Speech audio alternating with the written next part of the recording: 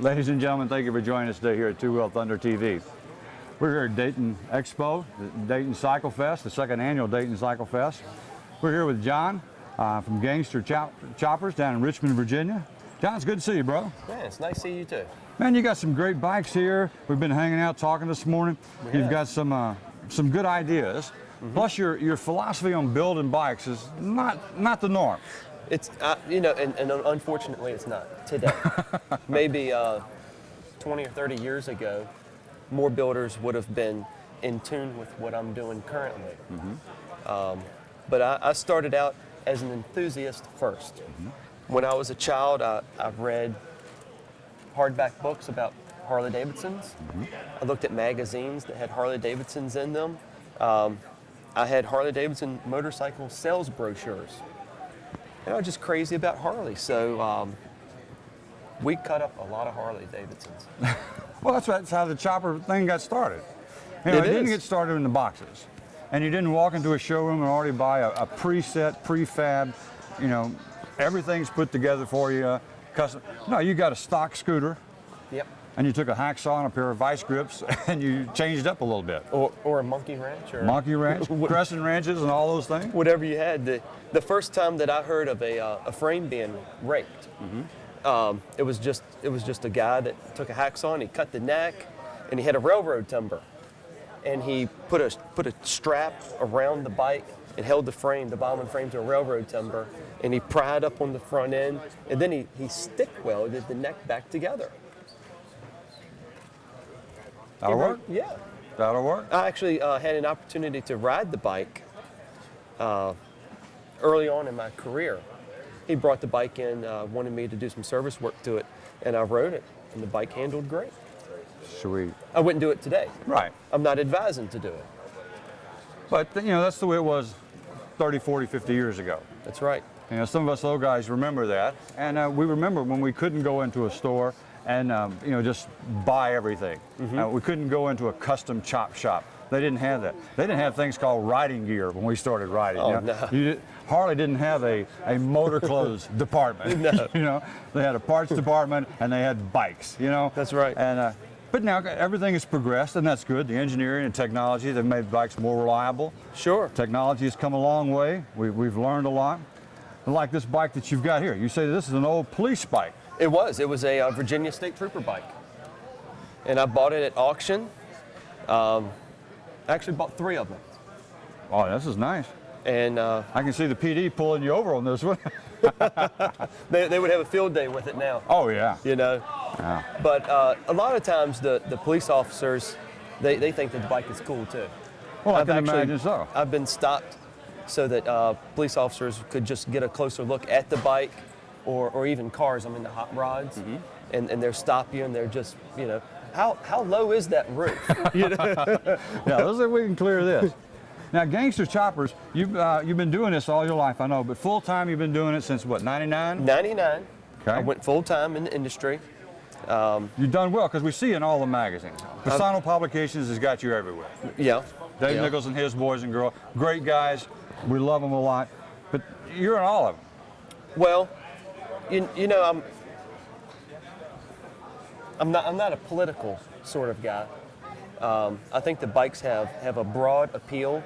I'll build one week, I'll be working on a $60,000 bike. The next week, I'll be building a $15,000 bike. So, different magazines will pick up different bikes that I do. And it has a broad range of appeal. Now, the bike that's sitting here, it's pretty evident that there's not a lot of foam and leather on the seat. Well, this is true. But this is a rideable bike. You said the gentleman who owns this bike, that bought this bike from you, actually rode this bike to Sturgis and back. Well, in 09. In 09. Yeah. So you don't have to have all the glitz and glitter as far as the padding in the seat goes. You got gel pads and foam pads now and all these kind of pads for the seat. What makes this bike comfortable going down the road? Well, the bike has to fit the individual owner. Okay. You have to have the proper handlebars, foot controls, seat. The bike just has to fit the owner.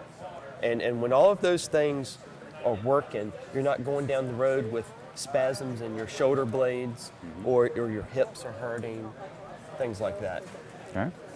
Now, how do people get in touch with you? I know you got a shop down in Richmond. How do they get in touch with you? Well, I operate by appointment only now. Okay. Can understand that. We started out as appointment only, and I went and got me a huge shop, 7,500 square foot. Wow. Yeah. And I said, well, we're going to do service and we're going to sell parts over the counter. And we had foot traffic coming into the store, and it was just a headache, and it took away from Gangster Choppers. I might as well had hung, Gangster Choppers service shop on it. And I found that I was working on bikes, and all my guys were working on bikes 8 hours a day. And I was building bikes, the custom bikes, in the evenings in my spare time, again. And that's not what I wanted to do. Yeah, you're defeating your purpose. I signed up for this to build custom bikes full time. So we closed the doors. We went back to appointment only. And if someone is serious about either wanting a bike built or service work, I still do select service work. But I'm not interested in everybody coming in and price shopping. How much do you get for a tire? Oh, it's $85, but I can order it for $84. Yeah. If you're that's crazy. People get into all that, and you lose the true meaning of what you're doing. Exactly. Your talent and ability is building scooters like this. I agree. Building good quality HDs that look good, that ride good, and perform good. Right. That's what individuals are looking for today. A bike that not only looks good, performs well, got a lot of power to the rear wheel, and that you actually get on the thing and go somewhere on it. Ride it. Ride it. I personally have problems with these people who have all these fancy bikes and don't ride them. Right. But like this bike, a cool looking bike, you take it out to Sturgis, you run around the Black Hills, go hit the Full Throttle Saloon. Oh yeah. Michael, and those guys out there and Angie have a great time out there, ride the Badlands, all that. Bike like this is really cool. We're gonna put your 800 number down at the bottom. All right. Ladies and gentlemen, if you're in the Richmond area, surrounding areas, you wanna come by and see John, give him a call.